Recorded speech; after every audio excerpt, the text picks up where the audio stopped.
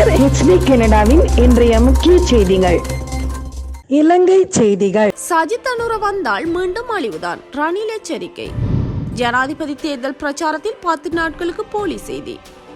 அலை வீசும் விவாதத்துக்கு அழைத்த அனுரவிற்கு ரணிலின் பதிலடி. நல்ல வைத்தியரை மாற்றக்கூடாது, அலி சப்ரி வேண்டுகோள். கனவு நனவாக ஒருபோதும் இடமளியே, நாமல் பகிரங்கம். ரணிலின் வெற்றி உறுதி, திருக்கோவில் பிரச்சாரத்தில் பிள்ளையான் திட்டவட்டம். ட்ரம்ப் கமலா ஹாரிஸ் விவாதத்தில் வெற்றியீட்டிய வேட்பாளர். பெற்றோருக்கான விசா வழங்கும் 5 முக்கிய நாடுகள்.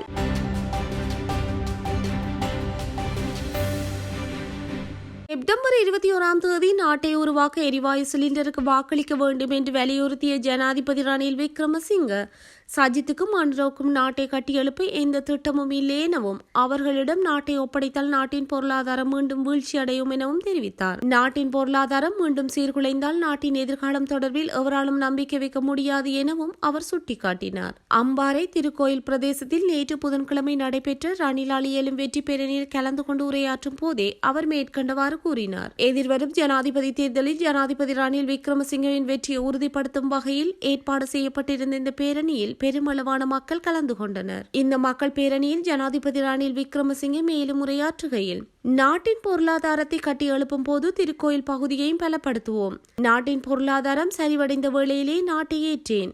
ஆனால் நான் ஏற்றதால் நாட்டில் தட்டுப்பாடுகள் நீங்கி நல்ல நிலைமை காணப்படுகின்றது.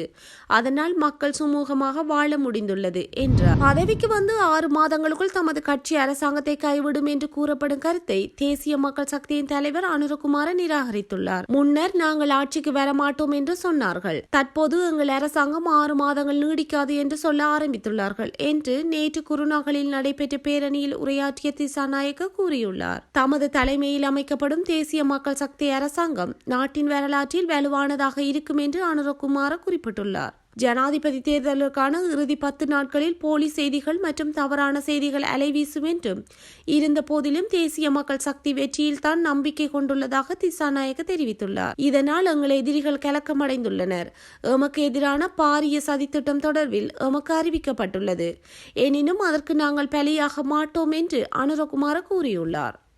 ஜனாதிபதி வேட்பாளர் அனுரகுமார திசாநாயக்குடன் நான் விவாதத்திற்கு வரும் முன்னர் தேசிய மக்கள் சக்தியின் பொருளாதார கொள்கை ஏற்றுமதி பொருளாதாரமா இறக்குமதி பொருளாதாரமா என்பதை தெளிவுபடுத்துமாறு ஜனாதிபதி ரணில் விக்ரமசிங்க தெரிவித்துள்ளார். குருநாகலில் இடம்பெற்ற வர்த்தகர்களுடனான சந்திப்பின் போதே ஜனாதிபதி இவ்வாறு கூறியுள்ளார். மேலும் அவர் குறிப்பிடுகையில், அனுரகுமார திசாநாயக்கவின் தேர்தல் விஞ்ஞாபனத்தில் சுதந்திர வர்த்தக உடன்படிக்கைகளை ரத்து செய்ய உள்ளதாக குறிப்பிடப்பட்டுள்ளது. இவ்வாறு செய்வதால் இலங்கையை எவ்வாறு ஏற்றுமதி பொருளாதாரமாக மாற்ற முடியும்? பொருட்களை வெளிநாடுகளுக்கு அனுப்பாவிட்டால் நமக்கு நிவாரணங்கள் மற்றும் சலுகைகள் கிடைக்கப்பெறாது. அனுரகுமார திசாநாயக்க முன்னாள் நாடாளுமன்ற உறுப்பினர்களான சுனில் ஹந்துநெத்தி மற்றும் சூரிய பெரும் ஆகியோர் தங்களுக்குள் விவாதம் ஒன்றை நடத்தி முதலில் அவர்களின் பொருளாதார கொள்கையை தீர்மானிக்க வேண்டும்.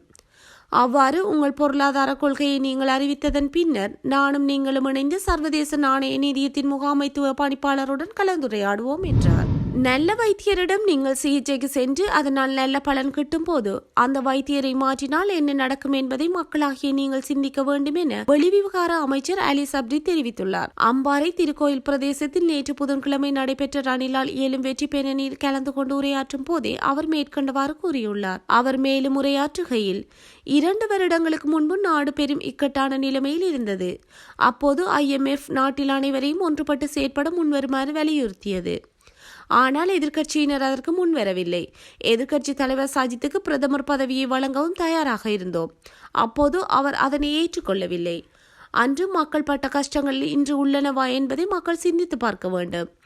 நல்ல வைத்தியரிடம் நீங்கள் சிகிச்சைக்கு சென்று அதனால் நல்ல பலன் கிட்டும் போது அந்த வைத்தியரை மாற்றினால் என்ன நடக்கும் என்பதை மக்களாகிய நீங்கள் சிந்திக்க வேண்டும். வடக்கு கிழக்கு இணைக்கவும் தமிழீழ கனவு நனவாகவும் ஒருபோதும் இடமளியேன் என ஸ்ரீலங்கா பொதுஜன பெரமுன கட்சியின் ஜனாதிபதி வேட்பாளர் நாமல் ராஜபக்ஷ தெரிவித்துள்ளார்.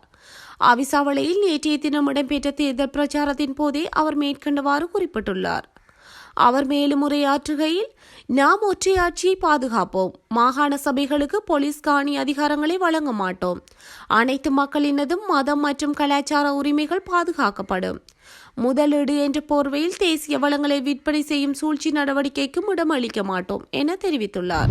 ஜனாதிபதி ரணில் விக்ரமசிங்கவே அடுத்த ஜனாதிபதியாவார் என்பது உறுதி செய்யப்பட்டுள்ளது எனவும் அந்த சந்தர்ப்பத்தை பயன்படுத்தி எதிர்காலத்தை கட்டி எழுப்பும் போது கிழக்கு மக்கள் அதில் பங்குதாரராக வேண்டும் எனவும் ராஜாங்க அமைச்சர் சிவனேசதுரை சந்திரகாந்தன் தெரிவித்துள்ளார். அம்பாறை திருக்கோயில் பிரதேசத்தில் நேற்று நடைபெற்ற ரணிலால் இயலும் வெற்றி பேரணியில் கலந்து கொண்டு உரையாற்றும் போதே அவர் மேற்கண்டவாறு கூறியுள்ளார். அவர் மேலும் உரையாற்றுகையில், ஜனாதிபதி ரணில் விக்ரமசிங்கவின் ஆட்சி காலத்தில் கிழக்கு மாகாணத்துக்கு அதிக முக்கியத்துவம் வழங்கப்பட்டுள்ளது.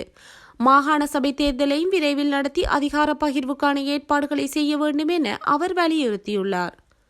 எனவே யாழ்ப்பாணத்திலிருந்து சொல்வதை கேட்டுக்கொண்டு அழிவை நோக்கி நகர்வதா, ஜனாதிபதியுடன் இணைந்து அம்பாறை மாவட்டத்தில் அமைச்சு ஒன்றை பெற்றுக்கொள்வதா என்பதை மக்கள் நீங்கள் தீர்மானிக்க வேண்டும் என அவர் தெரிவித்துள்ளார். அமெரிக்க ஜனாதிபதி தேர்தல் வேட்பாளர்களான டொனால்ட் ட்ரம்ப் மற்றும் கமலா ஹாரிஸ் ஆகியோருக்கிடையில் நடைபெற்ற விவாதத்தில் கமலா ஹாரிஸ் வெற்றியீட்டியுள்ளதாக விவாதத்தில் கலந்து கொண்ட பெரும்பாலான வாக்காளர்கள் தெரிவித்துள்ளனர். குறித்த விவாதம் இன்றைய தினம் காலை இடம்பெற்றுள்ளது. ட்ரம்ப் மற்றும் கமலா ஹாரிஸ் ஆகிய இருவரும் இரட்டை கோபுர தாக்குதலின் 23ஆம் ஆண்டு நினைவேந்தலில் இன்று காலை கலந்து கொண்டதன் பின்னர் 90 நிமிடங்களுக்கு நடைபெற்ற விவாதத்தில் பங்கு பெற்றிருந்தனர். இதன்போது ட்ரம்பின் பிரச்சார கூட்டத்திலிருந்து ஆதரவாளர்கள் பிரச்சாரம் நிறைவடையும் முன்னரே சகிப்புத்தன்மையுடன் வெளியேறி விடுவதாக கமலா ஹாரிஸ் சுட்டிக்காட்டியிருந்தார். அதற்கு பதிலளித்த ட்ரம்ப், கமலா ஹாரிஸின் பிரச்சார கூட்டங்களுக்கு பெருமளவிலான மக்கள் கலந்து கொள்ள ஆர்வம் காட்டுவது இல்லை என தெரிவித்திருந்தார். குறித்த விவாதத்தை பதிவு செய்யப்பட்ட 600 வாக்காளர்கள் நேரலையில் பார்த்துள்ளதுடன் அவர்களில் 63% கமலா ஹாரிஸ் விவாதத்தில் சிறப்பாக செயற்பட்டதாக கூறியுள்ளனர்.